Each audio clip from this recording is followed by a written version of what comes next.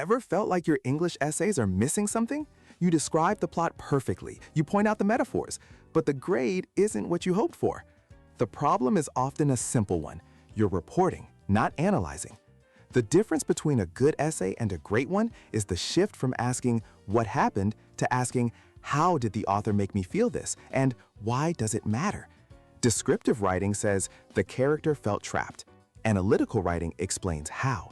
It says, through the oppressive imagery of towering dark trees, the text constructs a sense of claustrophobia that mirrors the character's psychological entrapment.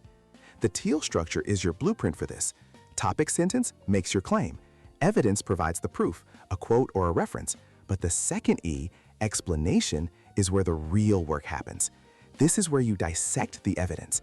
Don't just say the author uses a metaphor, explain its function. Take a metaphor comparing memory to a house with locked rooms. An average analysis just points this out. A great analysis explains how it works. Houses mean safety, but locked rooms mean secrets. This paradox constructs memory as something we possess but can't always access, representing how trauma can fragment our sense of self by creating inaccessible zones within us.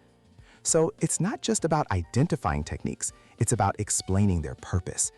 Great analysis doesn't just say what a text does, it reveals how its features work, interprets what they mean, and ultimately shows us why that story matters. That's the secret. It's not just about reading the lines, but reading between them.